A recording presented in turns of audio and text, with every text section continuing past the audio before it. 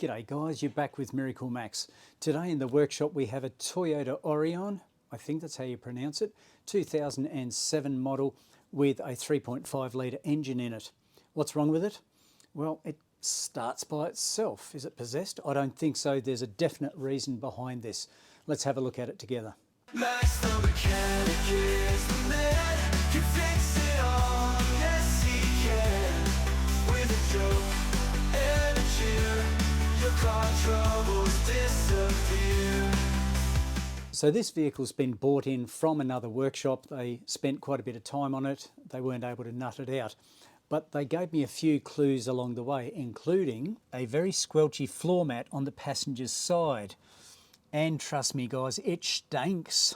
Other clues are, yes, it's got a sunroof. So quite possibly we're looking at water ingress that comes down the drain tubes into, I believe they have the BCM down here. They're combined with a fuse compartment there. We'll have a look at that. But I get ahead of myself. I didn't actually tell you what the fault was.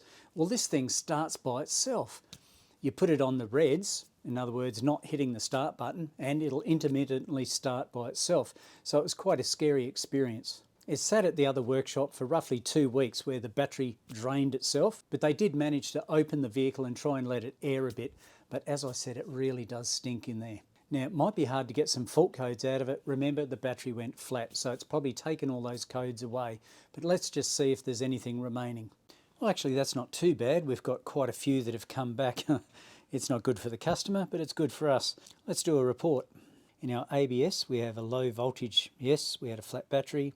Solar sensor circuit, not worried about that. It may be just because it's within the workshop. That happens sometimes. Power seat communications stop. Not overly worried about that. Sliding roof position failure. That's interesting. No response from steering lock in the ECU. They're history ones. And headlight type stuff. So I'm going to save that report, of course, but I'm not overly concerned about any of those. We'll report these ones, of course, or we'll make a report of these. Then we'll be able to diagnose it a bit better after we clear the irrelevant ones. I've just done a quick scan again, and the only one that's come up with is that air conditioning one. Let's have a look at that. And it's saying that the solar sensor circuit is playing up, and that's not unusual if it's parked in a workshop. I've seen it before. If we park it outside, we'll probably find that it comes okay or clears those codes, so I'm not overly concerned about those. So really, we haven't gained anything from our scan at the moment, but I do want to firstly charge the battery, of course. Then we'll head over to that left-hand passenger side where the other technician noted that there was a lot of water in there. So that's where we'll start our search. Other indications that it's had water come through a fair bit. If you have a look down the pillar itself, I don't know if you guys can see it much. If I zoom in maybe, there we go. Yeah, you can see a lot of the crud that's come down here and it's built up all the way down to here. So yes, it's definitely had some water through this area. But I'm not sure where the actual drain for the sunroof is. One thing that I can note is that in here, the last guys have had a bit of a field day with the side pillar there. You can see that they've yanked it down there. Now I'm just going to leave that alone. If I zoom in, you can see the tube. So that's the drain tube right, where's my fingy? Right there. That's the drain tube just in there. So I'll be leaving that alone. I spoke to the technician. They said that they will sort out the roof leak or whatever, but I just need to head down this way. Now what I am going to do is actually pull apart the whole section there. I've pulled the glove box out and the lower cover. I'll now sort of gut that area so that I can see all my electrics in behind there and try and figure out why we've got some water ingress or where it's coming from, what it's done, but that'll be my starting point. You know, I reckon I might be in the right place here, guys, because I've just gutted everything as I mentioned, and we have a look down here. We can see rust, lots of rust. And if we go down further, we pull some of the matting back, and what we have is a nice water line. So I reckon they've gone through a flood. And if you go like this, man, squelch, squelch, squelch. Oh, it's disgusting. It's just water there everywhere. So look, I'd be surprised if it was as simple as a block drain tube. I might go over the other side because, like I said, here's an indication that we've had water at this level, not simply through the drain tube, you know what I mean? So I might head over the other side because this is an indication that the water's been at this level all the way across, isn't it? So it's not simply that it's drained down here and affected our electrical stuff, which I'm sure it has, but yeah, I'd say they went through a flood. Another interesting thing to note is this is wet down here. Now I thought it might have just been through the drain tube of the skylight, but there's a bump here which would stop water coming over that, although it is fairly high. And it's all wet along here, and not sure if you can see it, but you can see the mat. There's a water line along the mat as well, and this is very squelchy down here, guys, very, very squelchy. Now I can't see any moisture in the boot here. There's no water in the back or anything like that. Lifting up this, you know, if you look in there, it's all kind of dryish, no probs. But inside the car itself, like I said, I reckon it's been through flood waters. Even in the back here, if you lift up the mat, it's a bit squelchy underneath. Yep, just in here is a bit squelchy. And up the front, you know, I didn't think there was problems before, but there is. So if I stick my hand up underneath far enough, come on Max, you can do it. Yeah, it's definitely wet there. Yep, absolutely, definitely wet under there. So yeah, it's all down the left side, of course, is an absolute nightmare. Back over the left-hand side where all the goodies are, I did note before that there was a lot of rust everywhere, but also I did note, if I scroll up there, that's our airbag igniter. So that's all rusted on the outside as well, which is a bit of a worry. I've noted it, and the customer can sort out what they want to do with that. But yeah, I think I'll just start pulling connectors, taking note of where they all go, of course. Pictures, pictures, pictures on my phone. But I'll have to pull them apart and see where the corrosion has occurred. I'm suggesting it'll be within this area. I think it might actually be an integrated power module, so that has a circuit board on the back of it, etc. It's not just a simple fuse box. So that's tomorrow's job. Fun. Part of the reason I'm heading in this direction is because this fuse box, what they call a fuse box, contains quite a bit of stuff that's important to us, including our injection system, our traction control, our starting system. Notice that, our starting system. I think there's 2 fuses for the starting system. A smart entry, you know, start system, there's quite a few there that relate to this particular thing. Yep, so I think I'll be pulling this apart to have a look and see what sort of ingress has occurred inside. So the next day, I'm just trying to figure out how many connectors I have to pull off, and just using a bit of logic here, I hope. I've pulled off this block of connectors down here. Now you can see the water line across here, but it's not like up high. I just pulled this piece of foam from in this cavity down in here, and this is what I've found. Yep, plenty of water on the ground there, so it's pretty wet. Now I have had a look at the drain tube for the sunroof, and that's that guy there. I've pulled the trim off, and it seems to be one big hose, and although that's been pulled out there, hasn't it? I wonder if someone's been in here before me. I was wondering if it might be a windscreen leak. This foam up here is quite dry. There's no issue there, which is interesting, but certainly down here we have a lot of water. Now I've got to try and figure out where it's coming from, but of course my main job in this exercise is to pull apart this guy and find out if there's any corrosion or anything like that that's going to create the issue that we had before, where it was a self-starting just with the ignition turned to the on position. I've just pulled apart that module thing, or the fuse box assembly, and look, there is absolutely no indication of any moisture getting in there whatsoever. It's crystal clear, it's nice and clean as a whistle. So yep, I've got to look elsewhere, guys. This is not our problem. And I've gone ahead and pulled apart the rest of it. Well, I believe it's an integrated power module because it's got a circuit board in there as well. And that's all dry as a bone. There's no issues there. No moisture in there whatsoever. So, yep, we'll need to look further on that one, hey. I've pulled apart every single connector that I can find in this area. They're all dry as a bone. That's pretty frustrating, don't you reckon? But I found one guy. Just hang on a sec, I'll get this out of here. Zoom in for you, a bit of zoomage. There we go. Can you see that? One tiny bit of corrosion on a single pin. Mate, I tell you what, that's not much fun trying to find that fella. But yeah, that's the only bit of corrosion I can find. The rest is absolutely perfect. So I gather that that is the fault. I'm not sure of the wire colour, but yeah, that's the only bit of corrosion I can find in this area. Although that being said, I might clean up this earth strap as well. That looks pretty dodgy too. Not that that's going to create a you know, starting issue, but yeah, while I'm there, might as well tidy that fella up, hey. And here's the connector for that side, and you can see that pin right there has got the green crusties. Delicious. Try and clean him up and see what I can do. So I've been able to remove those connectors or the terminals out of the connection block. There's our male one. You can see how corroded that is. I'll just zoomage for you. Bit of zoomage, other way. There we go. Pretty badly corroded, isn't it? And if we come over to the female side of things, we've got the same situation. Pretty dodgy, hey? So out of all that, just a single terminal. I've cleaned up both of those pins, the male and the female, and I'm just checking for terminal retention now. That means how tight they fit into one another. And of course, it's not easy doing it one-handed with a camera in the other hand. There we go, slid in nicely. I've probably got a little bit more corrosion to clean out there, but as the male comes out, there's no corrosion left on there, so it's all in good nick. Okay, so I can put it back together once I've cleaned it up a fraction more, and happy days. I think I might have just found some more crusties there, guys.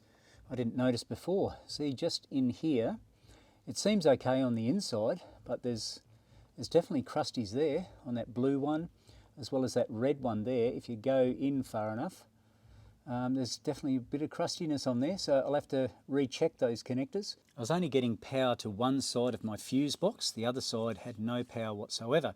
So you know, obviously I checked all my wiring and made sure in particular, where's the big fat black wire?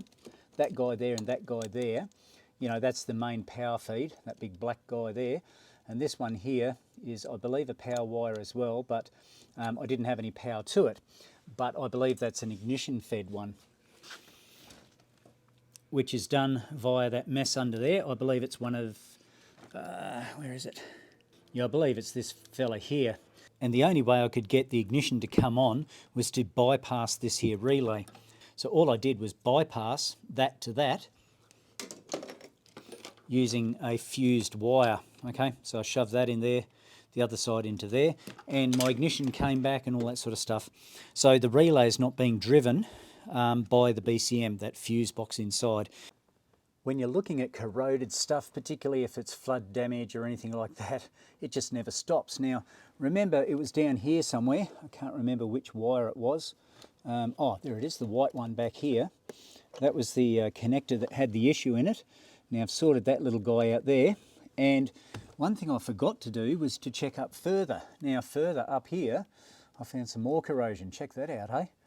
Now, yeah, that needs to be addressed. I'm just going to have a real good look at all these connectors down here. There's 1, 2, 3. What's that? 1, 2, 3, 4, 5, 6, 7, 8, 9 connectors just on the fascia. That's not even on the fuse box assembly. So, yeah, I missed that one. I didn't see that. I thought I had got them all, but yeah, missed that one. But I'm glad I found it now. I just happened to notice on the back of it, I was just looking at it. If you have a really close look, I might zoom in for you guys. Bear with as we zoom. Here we go. Hang on to your hats. So if you look at the back of it, that's what caught me out, or, you know, helped me to see it. You can see a tiny bit of corrosion on the back there. And on the blue one up the top, I think there is a tiny bit. You probably can't see it, but I can. Yeah, see that tiny bit of green there? So that put me onto it, and I thought, well, I've checked all those, but yeah, clearly I must have missed that one. Glad I found it. I've pulled out the female connectors here and tidied them up pretty good. You know, those big chunky ones are all good. I pulled out the yellow one here. Have a close look at it. See if you notice anything that I noticed. Apart from it being very badly corroded, I reckon it's broken the pin. Check it out. So I might just bypass that wire and be done with it, because it's pretty badly corroded, and if I try and clean it up, I'm sure it's going to fail at some point. So I'll just bypass it around that connector, out to the other side, out to the, what's that, the male side. So I've still got to clean that lot up, but at least, yeah, the pin is missing. I can see it right in the middle there, hey? Yeah, pretty dodgy. So, yeah, no wonder the poor thing didn't want to start, or did start, or didn't do what it wanted to do, or did do what it didn't want to do. I don't know, something along those lines. Anyway, still got a bit of work to do. This might be another wire that I intend bypassing, simply because, have a look at the bend of it. It's pretty much broken and corroded. Look at the colour there, it's not great. But like I said, I just went to move it and the whole thing bent like this, so it's actually broken through here. It's corroded through there so much that it's just flopped over. So another bypass wire, yay. I ended up bypassing 4 wires, as you can see, 1, 2, 3, 4, because they were just questionable and I don't want this thing to come back on me. So the worst one, of course, was that yellow-blue one, that fella there. That was really bad. I actually had to cut it back further because the corrosion continued down. But there was another pin that was actually broken as well. I think it was the blue one, not sure. But yeah, job's done properly, so I don't have to worry about that coming back. I'm glad I found it. I'll double check all the other connectors just in case I missed something, but I'm pretty sure I got them all. I've also chucked on some dielectric grease, or it's also known as silicon grease, because it doesn't conduct electricity, but it stops any sort of, hopefully, moisture building up. So I've just chucked a little bit in there. That's the guy that goes in there. All my plugs are carefully put back into position. This guy goes onto the side of the fuse box or body control module. Clip, clip, clip, clip. Hopefully start, run, happy days. Everyone's back in their happy place. Nice clean connectors, etc. I've just got to bolt it in, one up there, one down there somewhere. Reconnect the battery and see how we go. It is a bit difficult because it did start when it came to the workshop, but the vehicle was let to dry for some time. But certainly the corrosion on that pin would have created issues anyway. So before we had the security light flashing, we had the hazard lights working. Okay, you can hear them. Can't see anything on the dash there though, but you can see them working out there. We also had the horn working, no probs, but we had no dash lights. We also had no ignition.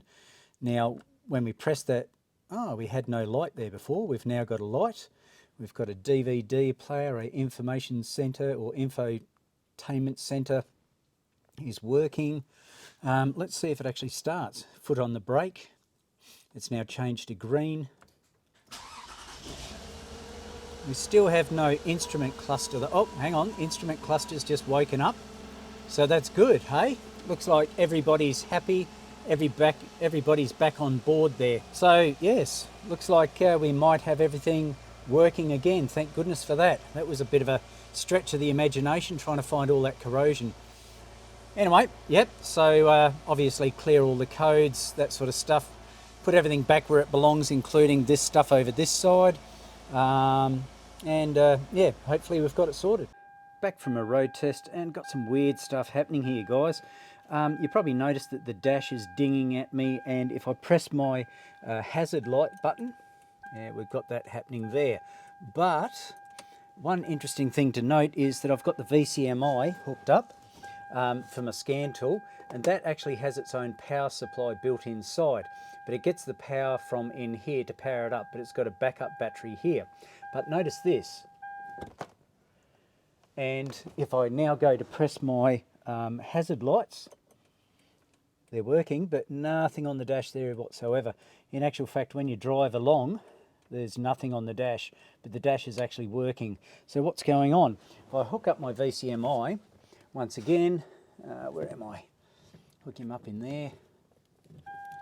The dinger comes back on, you know, everything is operational, lights, all that sort of gizmo. But it's actually an earth issue, believe it or not. And the way I can prove that is at our diagnostic link connector. We'll just disconnect that. Now under there should be, I don't know how much you guys can see, there'll be pin 12, or pin 16, sorry, which will be over here somewhere. Come on, light. I'm just trying to get my light in there better for you. There we go. So over here will be 12 volts, and we'll have 2 grounds. One will be a chassis ground here, and the other will be a sensor ground. Now I'll just hook it up on the multimeter and I'll show you what I'm doing. So pin 16 is power at all times. So I've got my red on there, and just I've got an earth down here somewhere. And what's my multimeter showing? Let's just hook that up there, into there, and we've got 12 volts, which is perfect. Okay, so I've proven that I've got power going to my DLC, but what about my ground? So that there is pin number 4, and I'm just going to touch that against that. We should have 12 volts, of course, because I've still got power from pin 16. Let's move it across to pin number 5. And we've got 3.4 volts. What does that tell you? Well, we've certainly got a bad ground. just to confirm that, what I can do is just join those two earth wires together for testing purposes, and we'll see what happens there. So all quiet on the western front at the moment. I'm not looking at the multimeter. I'm just going to join the two grounds together. Can you see that? So we've got a bad ground there, haven't we? I need to dig up that ground and figure out where it is. Okay, for some time during my search, the dinger-donger has not been working, and you know, it's been all quiet on the western front. But however, I've been looking at my DLC here, trying to figure out why this brown wire, which is my pin number 5, my chassis ground has not had ground. It had that big voltage drop. I checked all my earth points, or as many as I could in this particular area, both the driver's side and the passenger side. Went over the passenger side, had a look for this brown wire with a grey trace, and thinking to myself logically, now the dinger-donger won't shut up. Over this side, one of the original earth points that I cleaned up has a white-black, a brown, a big white-black, and this little guy here, this little brown with a silver trace on it, which matches up with our DLC over there.